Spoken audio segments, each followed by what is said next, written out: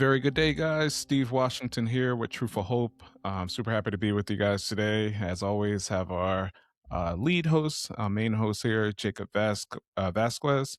And yeah, I think we got some pretty interesting topics to talk about today, Jake. But I guess first off, how are you today? I'm good. Thanks for doing this, Steve. Of Thanks, course. listeners, for tuning in. And yeah, we got real good stuff to talk about today. Probably my favorite argument for the existence of God. And I'll toss it back to you, but that's just a little teaser. No, no, perfect. Yeah, no, I think as always, we say it a lot, and we really do wholeheartedly believe this that you have to be okay with like dealing with all the hard questions. Like you have to be okay with just dealing with all the questions. If God's big enough, He can handle them all. And if He's not, then we got a major problem. We don't want. We're not intending to make God be true, right? God is true, and it's being like manifested to us, if that makes sense. Or God is true, and it's just becoming obvious to us. Jake, I feel like I'm butchering what I'm trying to say. Do you understand what I'm saying? Like I'm not. We're not proving God. It's like God is. If we observe, like He's proven Himself, if that makes sense. Yeah, he has revealed himself, and he's also designed us with the capabilities or capacity to understand that and to Hmm. comprehend it. And actually, we were designed for the purpose of knowing him and giving him the glory. So it's only right that we would do what's called natural theology, which is collecting nature or the creation, so to speak, the Hmm. effect, and then reasoning back to the cause. And that's exactly what we do with some of the arguments for the existence of God, like the beginning of the universe, fine tuning of the universe, even more the argument that we're going to be looking into today, the moral argument. We're inferring the best explanation from the effect, and that's exactly what we're doing. So yeah, you're right on the money. Yeah, I mean, because like the argument would kind of go like this, right? Like if we didn't have the capacity, the innate capacity to be able to comprehend, understand, believe to be true, God and who He is, and all the things that He attests to, like it would be unfair. You know what I mean? Like and not only unfair, because unfair like implies this like, okay, God is like putting us all up against the test or whatever, and that's like not the case either. But just unfair in a sense of like just any good, decent relationship. You know what I mean? That we desire, which goes right into like moral law of like some of our innate desires. So today we talk. Well, let Go me ahead. let me touch on that because that's really important. That is what it means to be human in a sense. Like that's the consequence of being human is the ability to be conscious, to be rational, Mm, to do these sorts of things. That's not where we root our value. Our value is being made in the image of God, but the consequence of being made in the image of God is manifesting those capabilities that an ant can't do, or a spider can't do, or even a lion can't do, because they're not made as humans made in the image of God. So it right. sets us apart to do certain things. That ties greatly into the value of humanity that we can do these things. But the question is for what purpose? And Scripture lays out quite clearly to know Him, and His plan of salvation, and to be with Him for eternity. So I just needed to add that Yeah. in there because that's crucial. No, no, no. That's good. That's good. Well, I guess let's jump right in. So the topic that we're going to discuss today is the moral argument for God, or in other words, through morality, through these basic ideas and laws that we all innately have. It's like, well, where does that come from? So before I butcher it further, Jake, can you explain to us a little bit? Just and look, this is an academic class. Like, don't anybody judge us. Like, we're just having a good, fruitful conversation. Like, in your view, top line, like, what is the moral argument for God, or what does that even mean? Yeah, I will. I'll start. I'm trying to think of the best way to depict this. I think what I'll do is I'll start by illustration, Okay, or an I love example. illustration. Yeah, well, how many times for the Christian listener have you heard the objection, if God is so good, then why is there so much evil and suffering in the world? Hmm. Right? Like that's a real objection. We hear it all the time. It's the primary Well, one. it's the primary one, right? What does that assume? It assumes that there is evil, that evil exists, that it's a real thing. Because if evil, or good for that matter, is just mere preference, then like ice cream, for instance, like if Steve, you like vanilla ice cream, I like chocolate, Mhm. there's no really moral significance to that. There's no relevance of that. It's like, I can't say, well, Steve, you're wrong for liking vanilla, or that's immoral that you like vanilla. That would be foolish. You would think, well, who are you? And based on what standard are you saying that? And Right. why does it even matter? Right. The same thing is true with the problem of evil is they're assuming that rape, murder, uh, children dying of cancer, all these things are evil. And we agree as Christians. We totally agree. We're not trying to discount that in the slightest. But we are asking, what makes that evil? How do we explain that being evil? Right. And it really comes down to which worldview can best explain that. So So, I want to respond even right there, and say that that's even a hard concept for a lot of people to mhm, digest because it's so attached to us. You know what I mean? And so, in other words, what I'm trying to get at is I've had that conversation, and sometimes people are like, "So, I mean, you don't think it's evil? You don't think that people shouldn't think that it's evil?" And it's like, "No, I do. I do think it's evil.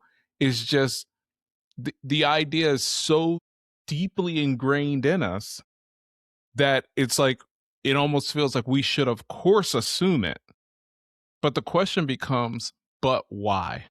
You know, mhm. if we can take just a quick break and say, okay, yes, I know that we're assuming it, but why should we assume it? And why can we assume it? And then again, like I said, I've heard them push back like, okay, so you want to do, I don't know, insert evil thing. And it's like, no, that's not what I'm saying. What Yeah. I'm saying is going back to your ice cream example, like, why are we all saying that we all agree that vanilla ice cream is the only ice cream that we can eat or whatever? Like, why are we all so anti chocolate? Like, why is that the case? And so, you know, I just wanted to throw that out there that it's such a deeply ingrained thought that And sometimes it's hard to get past that because it's not just evil out there. Like, it's right. not just ice Oh, cream, yeah. right? It's not Yeah. just that there's killings and there's murders and there's wars. It's so much deeper that it's within us. That Mm, we know every single person has the capability of doing evil and have been tempted to do evil and has done evil. We have mhm. all done wrong to someone. Right. Notice I said the word wrong. That's a Yeah. moral claim. Mm, So that deserves explanation. But absolutely. we've all done wrong to hurt somebody. But the question is, why? Where does that stem from? What Mm, best explains that? mm, And that's precisely why I love the moral argument for the existence of God, because it's not just, it's real. It hits home. You could live your whole life as a Christian or as an atheist and not really think much of the cosmological argument, the sure. existence of God from the universe, because it's Sure. just like, I personally don't care, right? I do care personally, but someone could say that. But the moral argument is it's real. And it's even more real when it's at your doorstep, when your Right. child dies from a sickness, Right. um, when someone, when you get into a car accident and someone that you love loses their life. These things hit home. And whether you're an atheist or a Christian, you're left wondering, why did this happen? Yeah. What explains this? And that's You're why I you're love this. presupposing that it shouldn't happen. And it's like, well, why? Or whatever. And that's what Greg Koukl says. He says, Right. when people say it shouldn't be this way, or it's not the way it's supposed to be, which we would all agree, right? We could all look at the 100%. world and the wars and the politics and killings, and we could say it's just not the way it's supposed to be. That implies a way that it's supposed to be, Right. so to speak. Right. And that implies a standard, though, to judge how do you go from not supposed to be to posed to be. There has to be Right. a line in which you could tell the difference. It's like C.S. Lewis, and I'll paraphrase his quote, but he says, how can you tell that a line is straight if you've Mhm. never seen a curved line? Mhm. You need a Mm. standard in which to judge before you can make that discernment. So that's why I love this argument, because it's real. It's reflective of God's nature, as we'll see as we go through. And there are key distinctions that have to be made. And Steve, I'll walk through some of them as we have our conversation. But if you follow this argument, and I've used it many times with many people, it is so good. It is Yeah. so clear. Does it give 100% certainty of God? No, 100% certainty is not attainable. But what we want to do is we want to show that God exists beyond a reasonable doubt. And that's exactly what we could do here. So if you don't mind, Steve, I'll just lay out what the argument states. Okay. Perfect. And then we'll go from there. Yeah. So the argument as presented by Christian philosopher William Lane Craig states it's a logical argument. So there's premises. And then if those premises are true, it follows from the conclusion follows. So premise one is if God does not exist, objective moral values and duties do not exist. Premise two, objective moral values and duties do exist. Therefore, God exists. It's airtight. It's short. And what I love most about this argument, the way it's phrased, someone who says that you can't force your morality on me, right? You saw those people. They would be called relativists. Morality is relative to the person. We'll get into the distinction in a little bit. But they would love this argument because they most likely don't hold that God exists.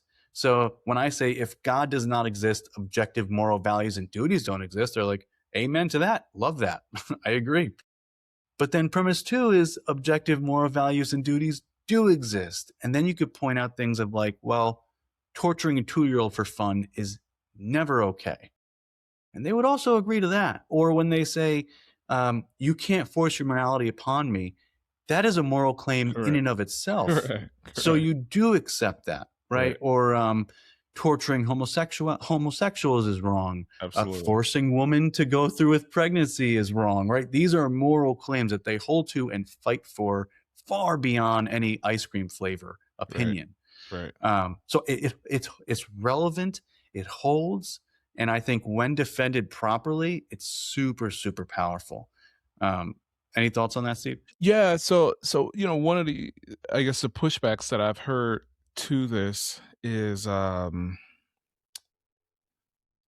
oh, okay, well, this is just for the good of the land, if you will, like for the good of just humanity, mankind.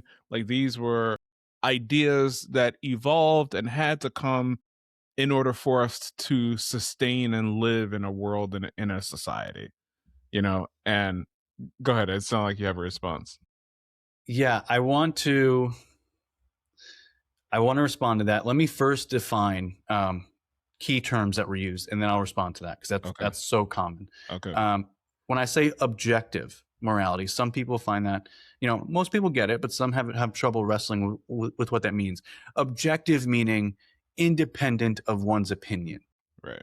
And then subjective would be the opposite of that, and that would be dependent on someone's opinion. So objective is a universal reality. So the fact that gravity exists, that's objectively true, despite how much you desire it not to be true. If you jump off a building and you're like, I so desire the gravity be wrong and I float, no matter how much you care for that, it is objectively, and you will face the consequence. But that's the thing with objective truth, is that there is objective consequences, right? Subjectivity, on the other hand, is like the ice cream. That, well, I like this, you like that. There's nothing binding there. I have no grounds to say you're wrong. I have no grounds to force anything upon you. It's just your subjective opinion, which exists. But the question we're asking is objective morality merely subjective, or is it truly objective? So I wanted to distinguish those two. And then the final distinction I'll make before answering your question is a long-winded answer, is values and duties. I think this is crucial. Values meaning what is good versus bad, and duties meaning what is right versus wrong, because they're not the same. And here's an example. It is good to be a doctor, but it's not necessarily right to be a doctor. Sure. Like, you're not wrong for not being a doctor. You have a job, you have a family, but it's still good to be one if you so choose to be one. Right. That's really crucial, because when you start getting into right and wrong, you get into ought and ought not. And you're assuming a moral standard when you get to that point. So it's really crucial we distinguish those two.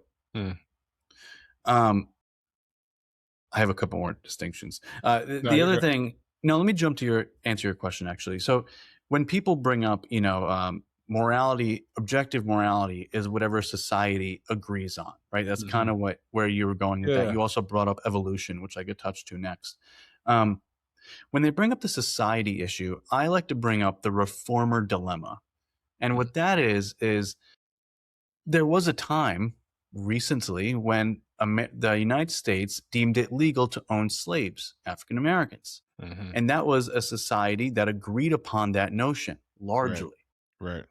But there were a small group of abolitionists who were largely Christian, who fought against the tide, went against society. Now, if society is the sole authority of what is objectively right, wrong, good, bad, If then we would, society, if society is the, say that again. if society is the authority, is who decides what is Okay. good, bad, right, wrong, Hmm. then we would have to conclude that the abolitionist who went against society Right. We're wrong. would be immoral. Right. But Right. who is willing to say that? Correct. Because we know what the abolitionists did was they did the right thing despite society's influence, Right. despite their view on Right. personhood, on the value of African Americans. Right. So they knew that human value is in morality in general is independent of society. It's just society's job to be in touch with that transcendent reality of morality. It's almost like I like when Greg Koukl puts it. He says, what would you think if I just put a sign in the highway and wrote the speed limit on there? Do you think there's any binding authority to that? And you would say no, because you don't have that authority. Mm. Well, the same is true when we talk about morality.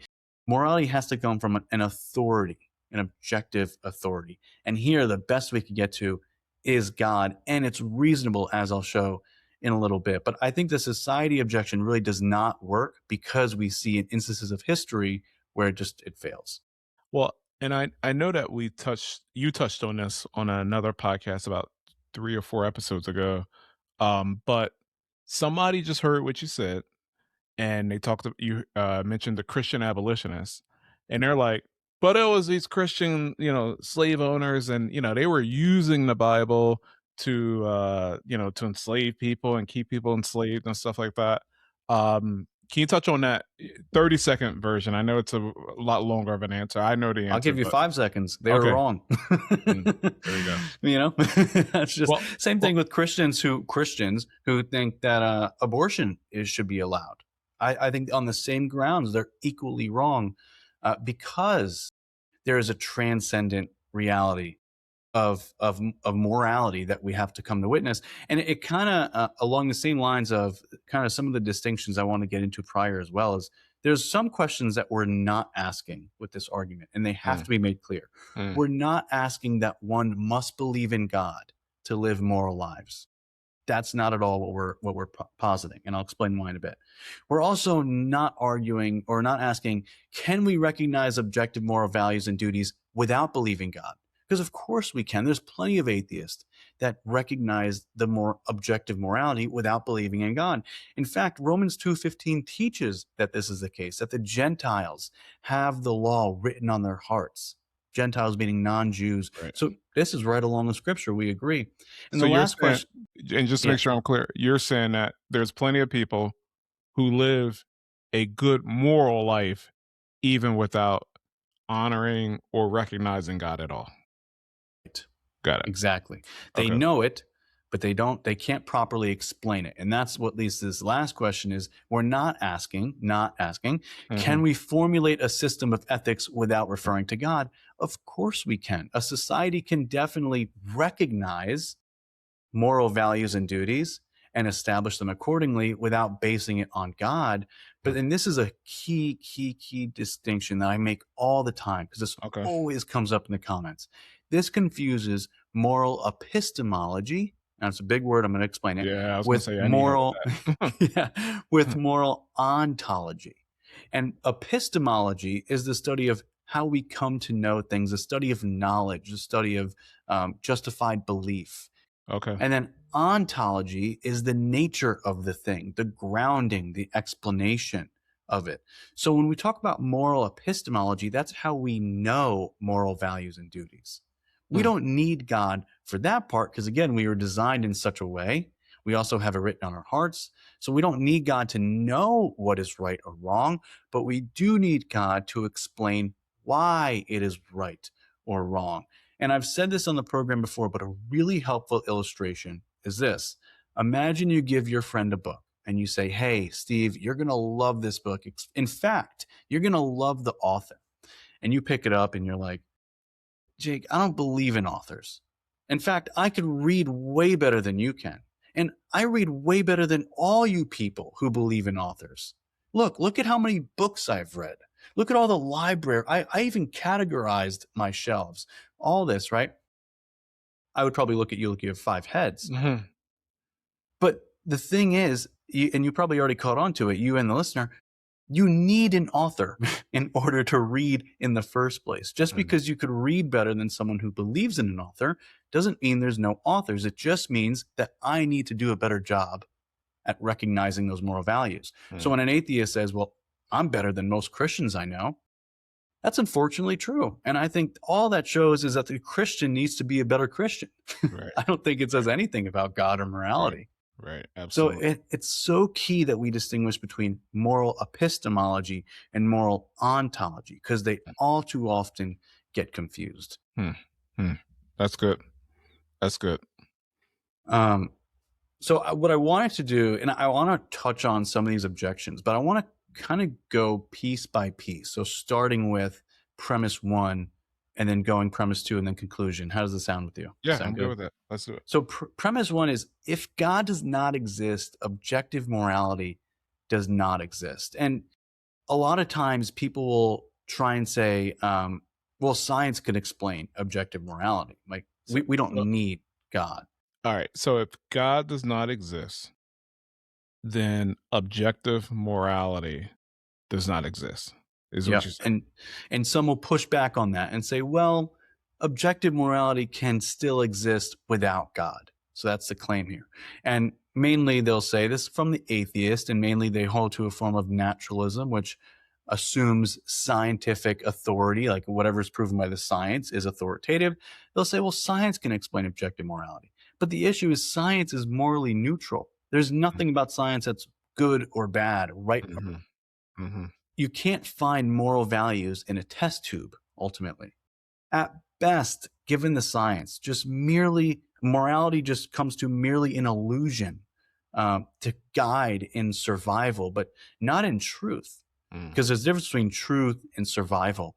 And this is what atheist Michael Roos believes. He believes morality is just an illusion. It's just something we made up to guide in our evolutionary process for surviving. But then it's no longer objective in any sense, and it's not binding in any real sense either. It's just an illusion. It's not real. That's what an illusion means. Now, this leads to what people will also claim that, well, morality, and you touched on this before, you proposed this, morality just comes about through evolution. We've evolved to a certain degree Right. where we now have these moral standards. Right.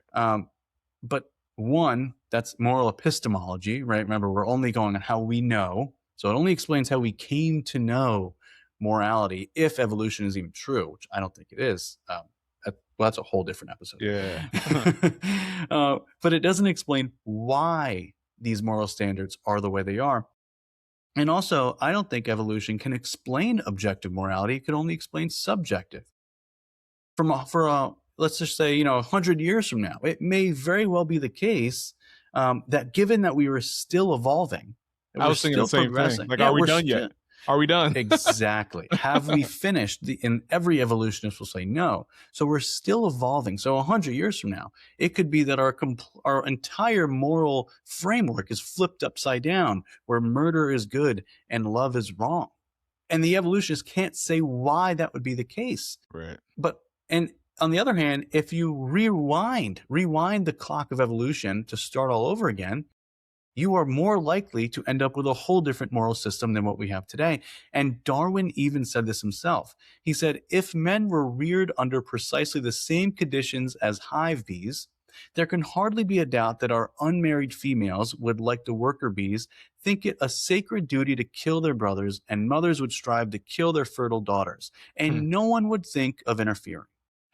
So given evolution, as is properly understood, morality is just subjective to the stage in which we have evolved, but it cannot explain objective morality. Any additional thoughts on that? No. I'm digesting it with the audience. No, it's Yeah, good. it comes up so often, and even in our comments, like we'll do some things on morality, and it's always washed away as like, oh well, evolution, we've evolved.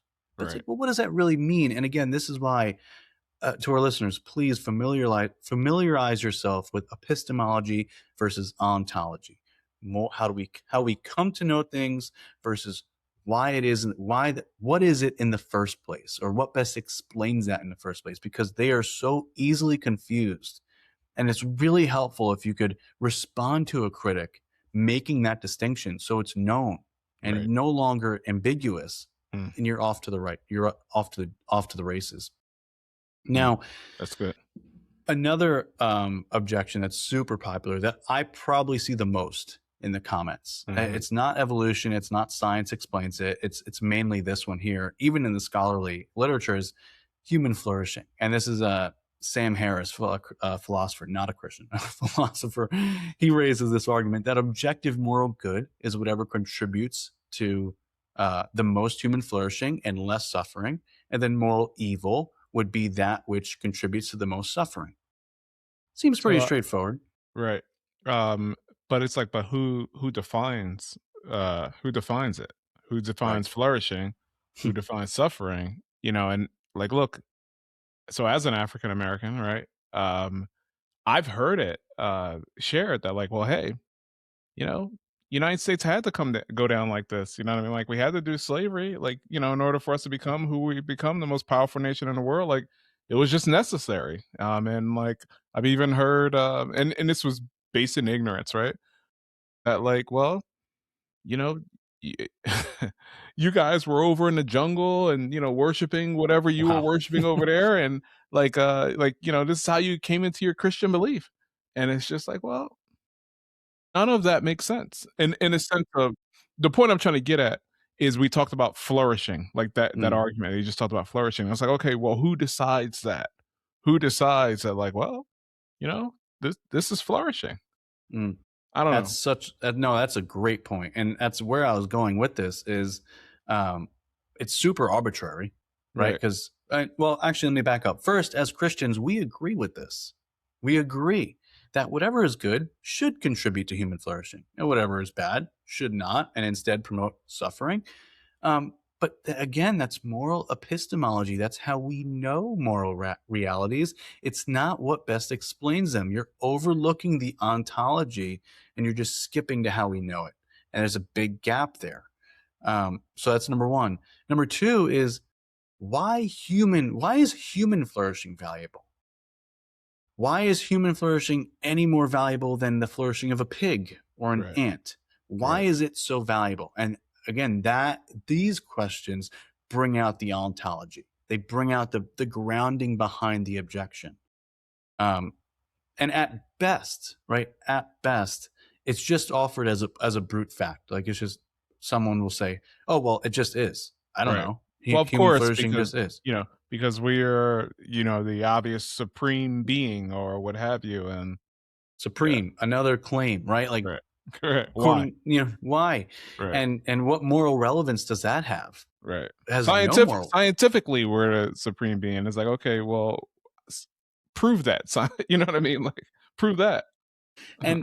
And the brute fact, right? Saying it just is what it is. It just Right, begs the question as to, well, why? And it's right, like you wouldn't accept it. Speaking to an atheist, you wouldn't right, accept it if I said, well, God exists, just a brute fact. right, right. Morality is Which actually rooted in God, brute fact. right. Which is why, we push back in our apologetics and our discussions and our training, of like, somebody asks you, "Oh, well, why is this true?" And it's like, "Oh, well, because the Bible says it's true." And it's like, "Well, wait a minute. We can't play both sides of the aisle. We can't just say, Hmm. well, the Bible says it, therefore it is true. We do believe that."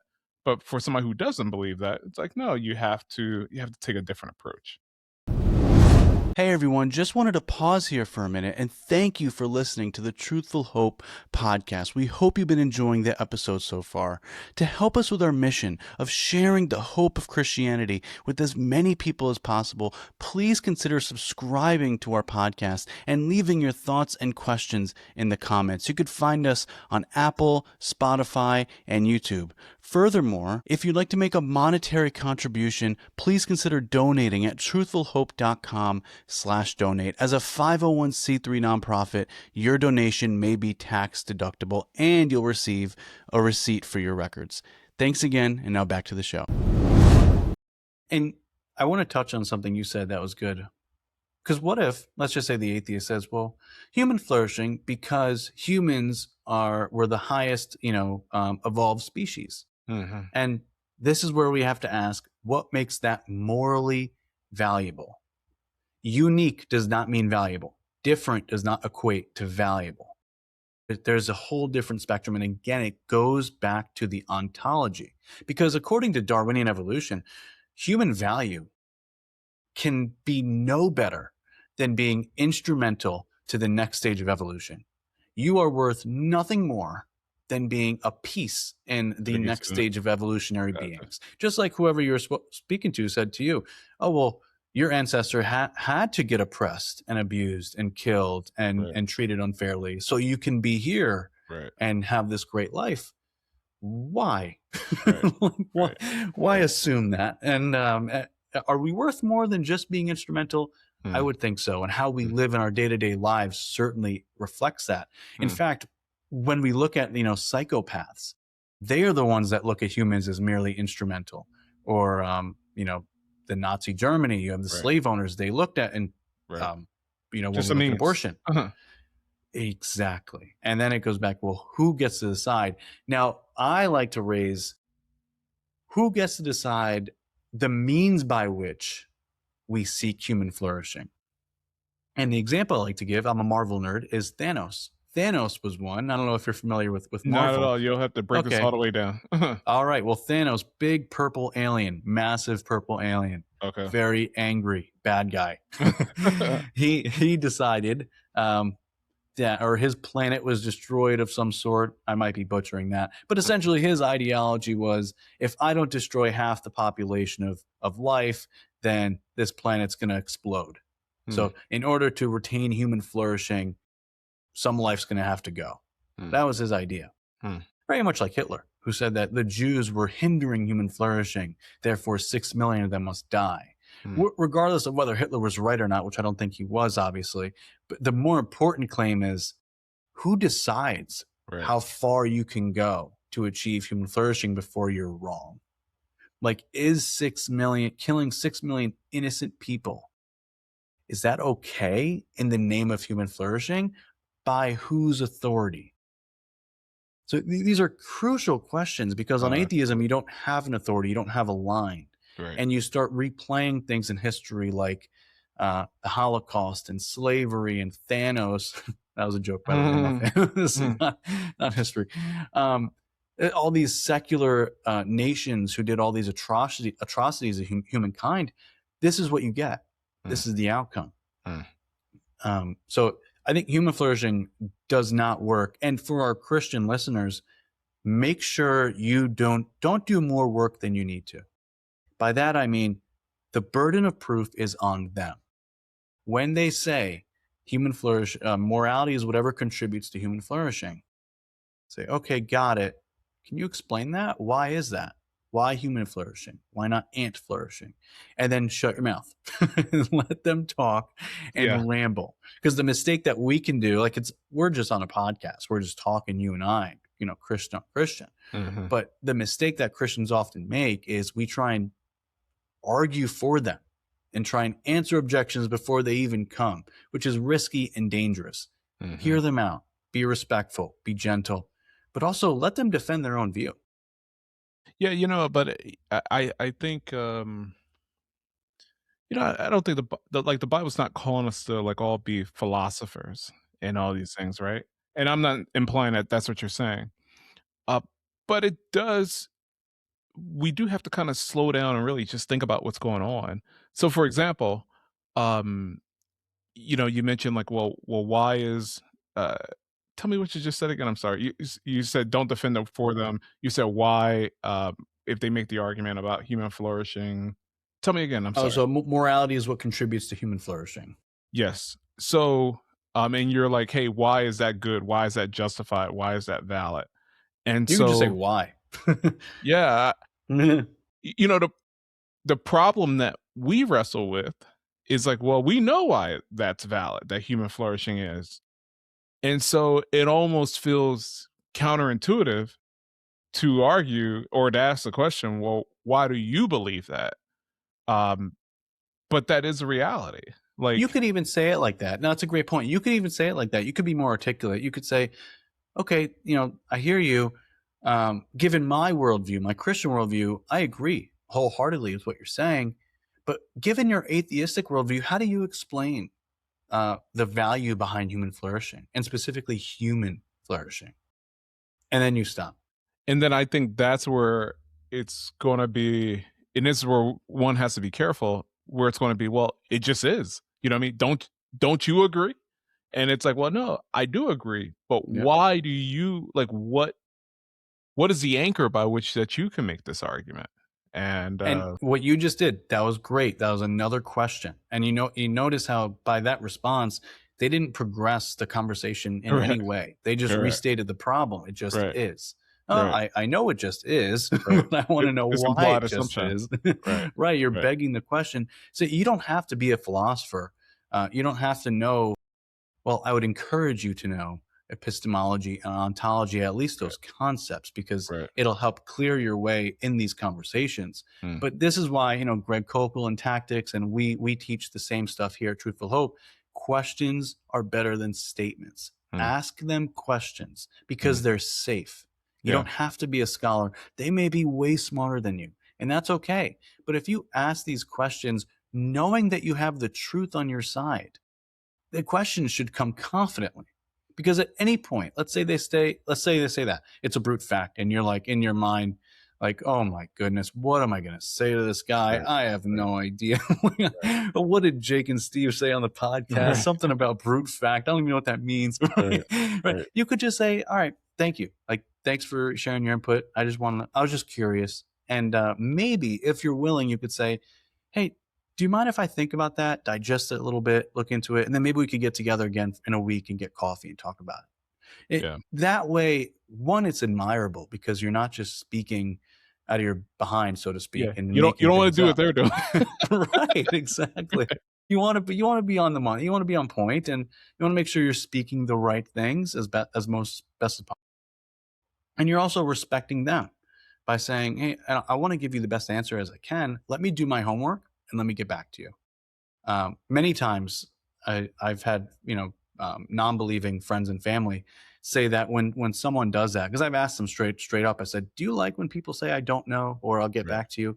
And I was like, do you look at that as like inferior in any way? And they said, absolutely not. I think I mean, no one knows everything, right? You can't right, be super right, knowledgeable in every aspect. And right, I appreciate it because it's humbling. So don't use it as I'm just thinking, don't use it as an excuse to not right, know anything either. right, Like, you right. should still And study. you do need to get back.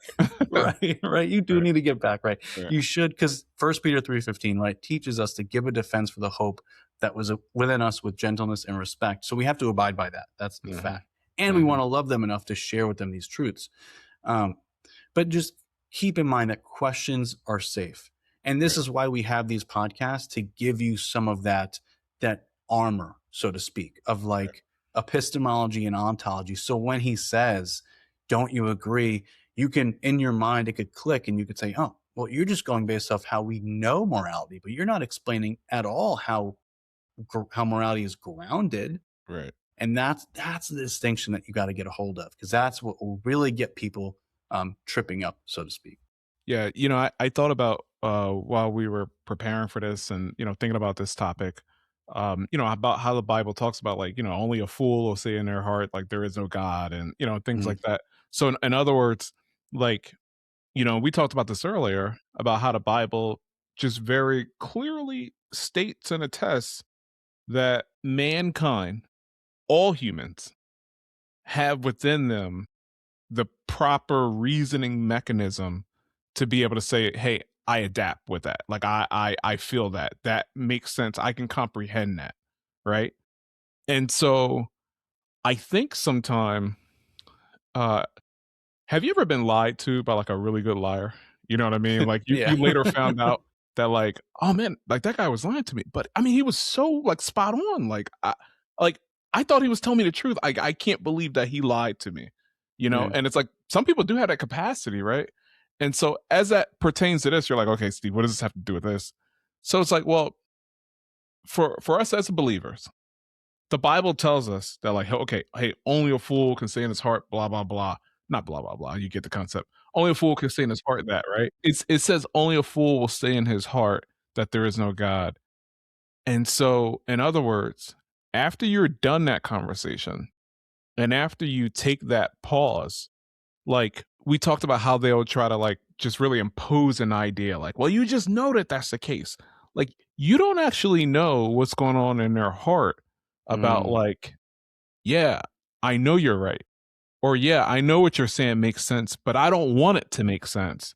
mm, And you don't know like the internal struggle that they're dealing with that. And that's why, I really encourage the believer to like, whoa, whoa, whoa. You don't have to have that internal struggle. You can bring your struggle to light. Like you can speak to another, more knowledgeable believer, hopefully your pastor, or sending questions to us. We'd be happy to answer it. Or if we don't know the answer, we'll tell you, give us a minute. We'll research it. But like you don't have to be in that same position as them. In that, what I'm trying to get at is you don't know how good of a liar that they are in the sense mm, of promoting their thought or idea. And I don't say this like to take a shot at, say, if there is an unbeliever listening to this, an atheist listening to this, and it's like, oh, you're calling me a liar. And it's like, okay, maybe you wouldn't call it that. And I respect that. But I'm saying we don't know the discomfort that somebody is dealing with in holding on to these ideas and these thoughts and this position. Because to mm, be quite frank, it is quite hopeless, you know? And I know I'm going off a little bit on a tangent here, but mm, I mean, but we talked about earlier, like life happens to everybody. And so because life happens to all of us, like everybody's going to eventually deal with the loss of a loved one. Everybody's going to deal with someone something tragic happening to someone's circle, to someone's loved one, you know, where it's like, look, these arguments, if you will, that of evolution and these arguments of, the higher force and like whatever, all of this fluff, where none of that matters. You know what I mean? Like nobody says any of that stuff when it's like, yeah, my wife is sick with cancer. You know what I mm, mean? Nobody is like, well, maybe for the higher good of the more, like nobody's talking about any of that. And I can bear witness of that, like of having atheist friends, family member, things like that, man, they put all that stuff down when it comes time for that. I'm not saying that they're like pulling out the Bible, but they're like, bro, I need you to deliver hope of some way, capacity. You know what I'm saying, Jake? yeah. Any No, thoughts or it pushback on reminds that? me of atheist Bertrand Russell, who once said like to a Christian, what would you say to a child kneeling at the bed of a dying child from cancer or something to that effect? And that's a hard objection, right? It's a problem of Yeah, evil, and any Christian would typically be like taken back by that. sure. William Lane Craig, the Christian philosopher, said to him, as an atheist, what would you say? Mm, What would be mm, what you would say to that child? mm, Tough luck. Sorry, mm, it is what it mm. is. It was meant to happen this way, as your Yeah, friend told you. yeah, Like, yeah, that's what's required. yeah. Like, what It would was it you was say? it There's was the no hope. evolution rolling of the dice. You know what I Yeah, mean? that's it. That's as Yeah, best as you could do. And there's no good or bad associated with it. It just right. is. Just It's is. not wrong. It Right. just is. Now, in the Christian worldview, we have a host of answers to that. A host, and there's a hope included. So 100%. it, it's a real big issue. And Bertrand Russell, speaking of him, he was someone who said, like, humanity, there's no value to humanity. We are just particles in motion. That is it. But then he also, and this is in my thesis / book, he also wrote a love letter to a woman, and he said, I don't understand why I'm feeling this way. Mm, Like, he called out his own mm, inconsistencies. Like, mm. I I love you, appreciate but I that don't. honesty. I love No, it. he's very honest. Yeah. So that was great, but it's Right. true. And I think that's key is, that's why I love this argument again, is because it hits home. Everybody's going to go through some tragedy. Yes. Everybody, Yes. Christian, atheist alike. The I think every religion, actually, not just Christian atheists, Buddhists, Hindus, Muslims, everybody experiences tragedy and suffering. 100%. So for a worldview to be true, for a religion, a worldview to be true, it must be able to explain evil and suffering Mm, because it's such a basic fact of mm, reality. If mm, it can't, we would say it's out of touch with reality. And the way I look at atheism is I say it is out of touch with reality because it cannot explain evil, nor can it even explain good. It can't explain the things that we know basically as basic truths of reality. phew, super Um, good.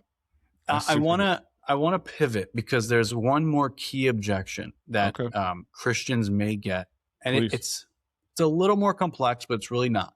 It's called the Euthyphro dilemma, and Say that the what dilemma? Euthyphro dilemma. Okay. Yeah, it's commonly they don't say it like this, right? They'll say it, but it's called this, and Okay. it's named after a character in one of Plato's dialogues, and it Mm, goes something like this: Is something good because God wills it, or does God will something because it is good?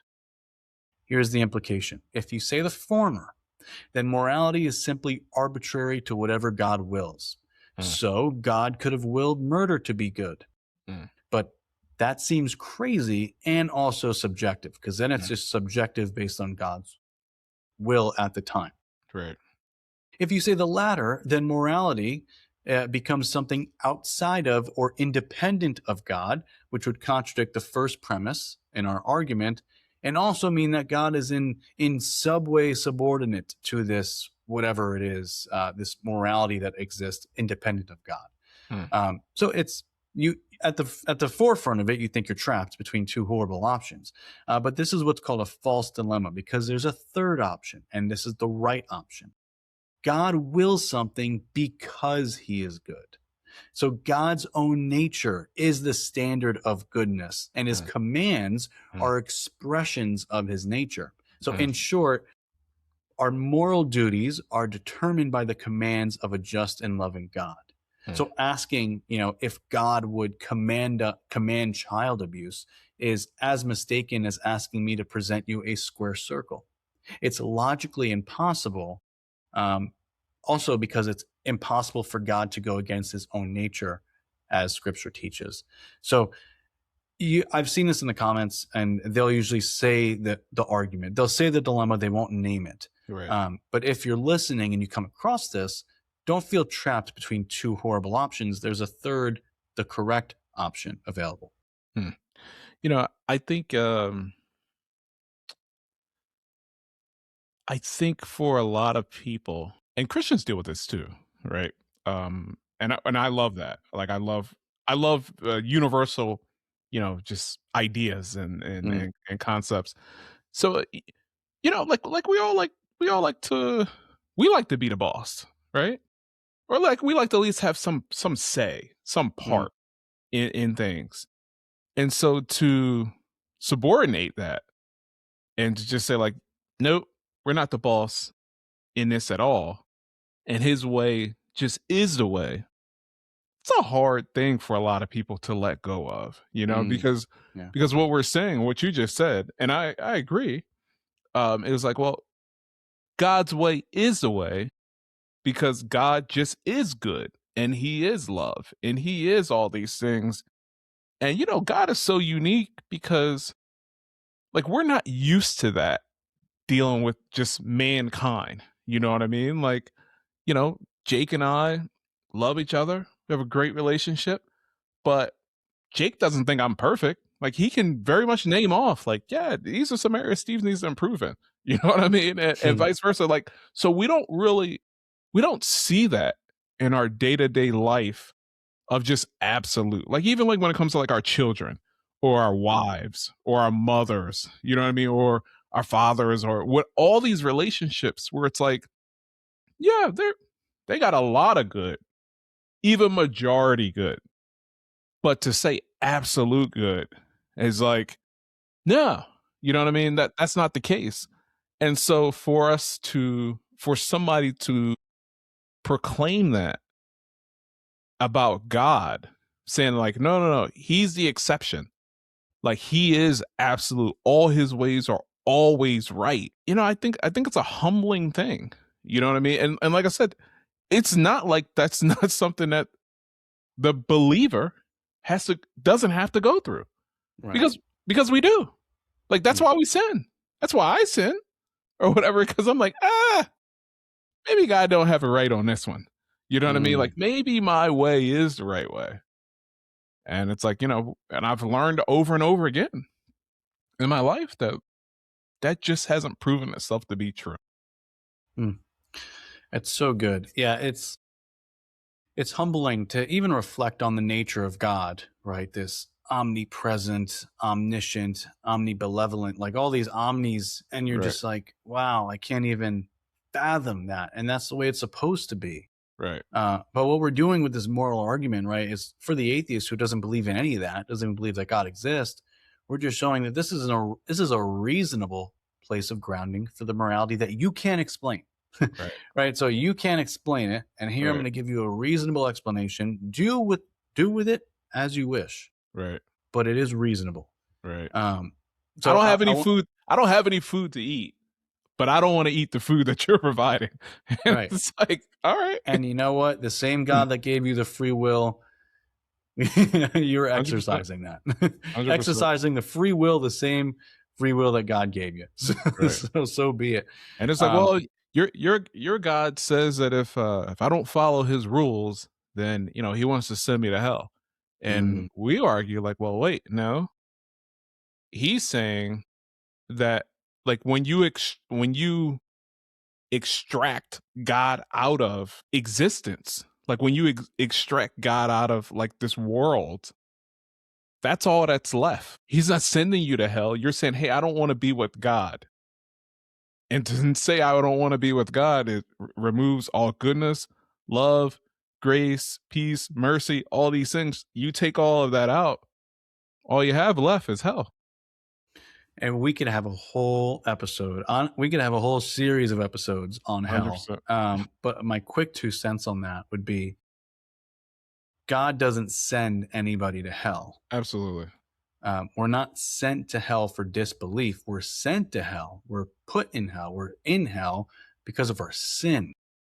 Sin is what causes one to be in hell. And that's why Jesus' act of salvation, he takes on that sin. That's the great physician. So it's almost like if you have a stage 4 cancer and you're not going to die by not going to the doctor. You're going to die by the cancer. Right. The doctor could just help save you. Right. In a much more blown up way, we are dying of this disease of sin and we're actively contributing to that disease. So it's a self-inflicting wound. And God is stepping in and saying, I will take that from you. So you don't have to die from it. But you could say no. 100%. Now, if you say no, you, in a sense, you send yourself there. And that's why C.S. Lewis, I think, wisely put, hell is a place locked on the inside. Right. Right. And it's like, hey, I'll deal with it. I'll deal with it. Right. And it's like hell is being separate from God. And a way that I like to look at it, like God, we're made in God's image. So God is, everything comes out from God. He is our life source. And it's like, well, what happens when a fish jumps out of its life source? When a fish jumps out of the water and is on dry land? It dies. What happens when a human being jumps out of its life force, separates itself from its life source? It dies. What does that mean? That could be a whole episode. Scripture seems to teach eternal damnation. Right. Again, very, especially now with all the stuff going on with, forgot who it was, but he was saying he doesn't believe in eternal damnation.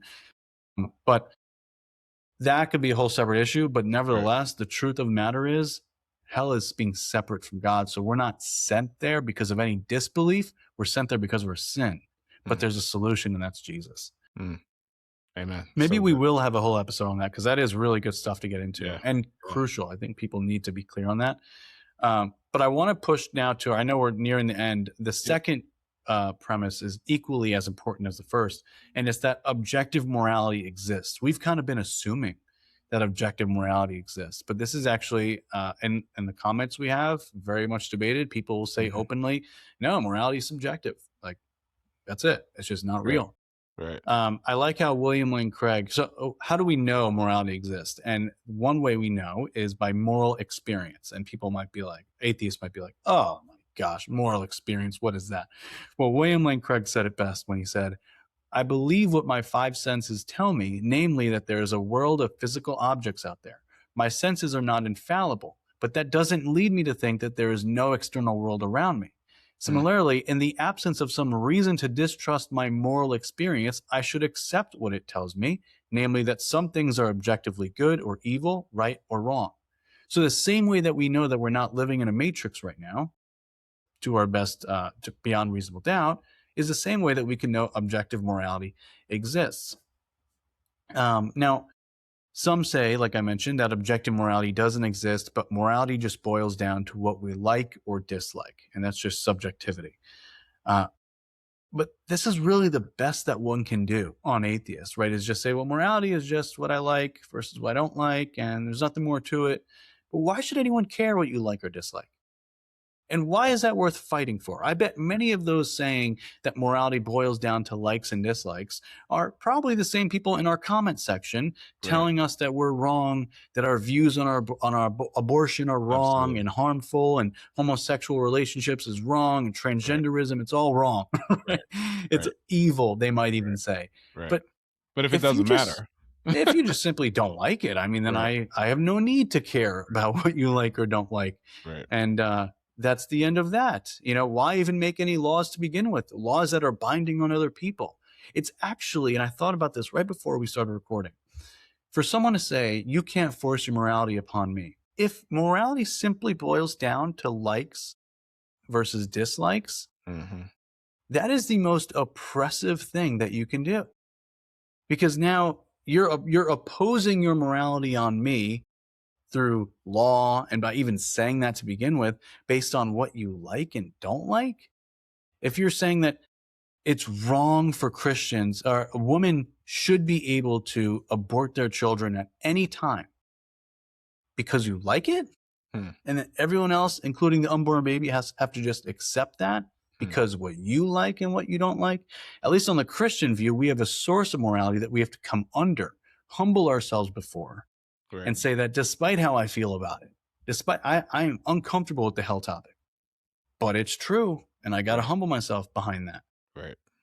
But for you to say that morality boils down to likes and dislikes, Hmm. and then make moral claims and protest and do all these things and say that children should be transitioning genders at young ages and that it's evil to stop them from doing that. Well, you're opposing your morality, and Right. your morality is nothing more than likes and dislikes. Right. That seems oppressive. Right. So I have a major problem with that. Hmm. And then the last thing I'll say is objective morality is evident when it's knocking at your door. And we already touched on this, but it will knock at your door. Frank Turek, in his book, I think, I Don't Have Enough Faith to Be an Atheist, I think that's the book. He gave a really, really telling illustration when he said, there was one, I don't know if it was real or not, if it was just a thought experiment, Mhm. but he said that there was a philosophy professor, and he told the class, write a paper on whatever you want. And the student wrote a paper on why morality is subjective. And the student handed in the paper all completed in a blue folder, and the professor read it and gave it a big F. And he wrote on the paper, I don't like the color blue. Hmm. And the student was like, what in the world? Like, this is unfair, right? In the professor's face, this is wrong. This is unfair. This is not right. And the professor said, wait, I thought you said morality is subjective. And the student, I guess, in the story, Right. converted his thinking or had to rewrite his paper quite a bit. Right. But when it hits home, when it's real, and Yeah. to you, it's no Yeah. longer a philosophical idea. It's real. Now let's make it more serious. What happens if someone is to rape and kill your 2-year-old or 12-year-old daughter? becomes more real. I would assume you would want justice for that crime. I would assume by going through the justice system, you're trying to convince the jury or the justice system entirely to say, you need to recognize that what Right. this person did was evil. It's not just that I don't like it, it's that it was really wrong and he needs to pay even with his life. Right. That's different. Very different. That's real. Now, for Right. someone to say it's still not objectively wrong, I have a tough time Yeah. accepting that. I have a tough time accepting the honesty in that. Yeah. Yeah. Absolutely. Absolutely. Yeah. No, it's the lying in your face, example that I gave or whatever. Like, it's hard to believe that you go home and this is what you're truly standing on, you know? I don't know. Right. And Jordan Peterson said it, the storm will come. Mm, The storm will come. No mm, matter what you believe, no matter how old you are, no matter how much money you have, mhm, the storm will come. Are you going to get in the ark or are you not? mm, And that could be interpreted in many ways. But I think one of the most classic ways as it relates to this conversation is to hold to a worldview that best explains reality, that is in mm, touch with reality. And mm. if your worldview can explain objective morality, which seems to be evident, then maybe it's time to get a new worldview. Yeah. Explore one. You know what I mean? Explore. I mean, Explore. just have the conversation. Don't just say it's a brute fact. And, Right. we're speaking to the Christians here. I would even, if it gets to the point, you could even say something to this effect. You could even say, bring out the implications of the worldview. Worldview is so, so important because people could say, I don't have a religion. I'm not religious. That's fine. But you have to have a worldview. Right. If you function, if you talk to people, if you're Right. out in the world, you Right. view the world a certain way. That Right. affects your values and that will Right. affect your behavior. So you Yeah. could be what's called a none nowadays, NONE, no Mhm. religion. Mhm. You still got a worldview, and it still Absolutely. has to be in touch with realities. I mean, this is why, to sum this all up, this is why I love this argument because it has so many different features. It's Mm. been defended in various ways by many different people. But I think at the core of it, you put aside the philosophical terminology and all the stuff, it's just real. Like it comes down to something being real. And the Christian and atheist are both going to be faced with it. For the Christian, they're going to be sitting there like, why did God allow this to happen to me? Why did if God exists, wouldn't he want me to not go through this? And Mm. we're going to have a whole episode on Mhm. suffering and evil, but that causes concern. Absolutely. But knowing objective morality, knowing this, that God is the ultimate source of grounding for morality, gives you another boost of confidence in your faith in those times of doubts. Mm. And for the atheist, when something bad happens to you, I mean, you could be sitting there like, wow, this is horrible. This is wrong. Well, you might want to think, why is it wrong? And I guarantee you, if you go to any consistent atheist buddies, so Mhm. consistent, Mhm. Yeah, honest. they're going to say, tough luck. I Right. mean, is what it is. Right. There's nothing right or wrong to it. It's like Richard Dawkins said, the Right. universe we live in is no good, no evil, no purpose. And yet he's the same one who comes at God for being immoral. Mm. Well, Mm. on your worldview, there is no morality. So Absolutely. what are we doing? Right. So I say all that to say, this argument is, to me, top tier. It's one of my favorites. To our listeners, whether you're seasoned in philosophy, apologetics, and you know all this stuff already, I hope it was helpful in any way. But if Yeah. you're a newcomer, if you're like, I just learned what objective means, Mhm. familiarize yourself with these terms, with this idea, because it's not only good for, sharing the faith, but it's good for your own being, your Absolutely. own stance in the faith of when you come in contact with doubt. And that's what apologetics does. It's not just for the other person, but it's for the Christian as well. So, Yeah. Steve, you got any closing remarks on your end? No, zero closing remarks, man. This was really good. Lot to digest Mm, here. In summarizing it, I really like what you said of this is apologetics is for you. mm, It's not just like, oh, okay, let me go out and be able to tell my cousin he's wrong or whatever. It's like, nah, bro. Like, this is for you. This is for Yeah. you to understand. Like, yeah, I love it. A Mm. lot to digest. I'll be replaying this one myself. Oh, well, I'm happy to hear that. More views, more Yeah. views on the table. Yeah, Scripture tells us grow in the knowledge of the Lord, right? It also tells us Jesus himself said the greatest command: love the Lord your God with all your mind. He included body, soul, but Mhm. also mind. Yeah. And that's big. So we got to put our Super mind big. into this. And then First Peter Absolutely. 3:15 commanding us to go and do apologetics. And Peter was speaking to suffering Christians. So, I don't want anyone to be misconstrued to think that apologetics is just this like debating power or weaponry that you have to make you look good in the comments or look good on social media. It's not going to make you look good. In Right. fact, it's going to bring more opposition towards you, as our comment section evidently shows all the Yes. time. Yes. But it's what we're obligated to do, and it helps us all along the way. So, yeah, Steve, that's all I got. That's super good. Listening audience, so we appreciate you guys being here for sure. If something in here wasn't clear, if something in here you want to push back on, something here like we welcome it. Make a note in the comments, send us an email, and we're looking forward to bringing more topics like this. If you have topic suggestions, we're open to it as well. This is the upside of us still being early in our ministry, and so it's like we're not having 5,500 people give suggestions. So if your one suggestion just probably will likely make it. So we look forward to catching you guys on the next one, and God bless you, and thank you so much for your time.